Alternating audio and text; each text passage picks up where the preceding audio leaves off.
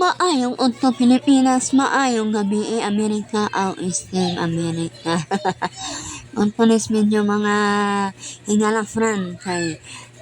imbes init ng panahon, nag-request medyo na kong anak ulaw oy so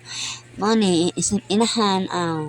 hikay jikani kung anak bilerman trabaho kay pagabi man siya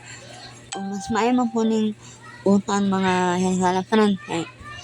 pampahaba ng buhay magkuno ay kumain ng gulay daw pampahaba ng buhay charan pero tinuod din siya friend kaya utan din ang atong kaunon kabisaya pa upan lauoy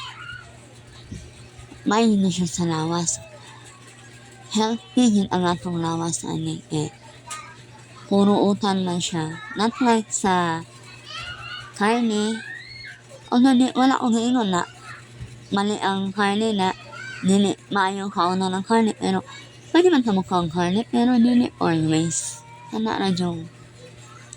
sama sa pasyon o kanang ga-crave jud ko nga mukha og karne pero kanang buntag udto hapon kami na lang jud karne aw luya jud ang lawas anak mga hihalang friend mo kay sama nako nga idarana. So, anan ay mga nipambat-ibat kalawasan. So, dili yun sa may marami nga magsigira dyan ka ang kaon o karne. So, much better yun o utan perme. Mauni ang kana ugan sa pobre, utan perme. Bitaw mao naman yun madali, lalo na sa mga nagpuyo bitaw sa mga bukid-bukid mga friend mo. Okay. Layo man yung sa alta syudad, layo sa mga pagkaon nga lami sama sa baboy manok o sa kaniya o kanang mga seafoods ana layo man so ang manali ra gyud kay kanira jud gulay no kay labi lang natay gamay tungkaran na pwede kang amnan o mga utan so why not magtanom kaysa magsige pa kang palit so di ba save pa ang kwarta so mao na ni friend no kanang wala, sige kung himay-himay ani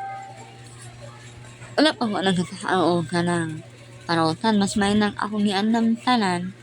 para dire-diretso na dyan ako trabaho kaya wala na sige kung kuan ay saba ay manguha ko tatanglan ari akong silingan kuha sa kabalo pero makita man niya ang video hello friend manguha ko sa tanglan na gamay naman pero ako naman kung himali o tisok o mara ni siya friend kung ano guling anong tanglan, papahumot niya siya friend sa mga sa utan.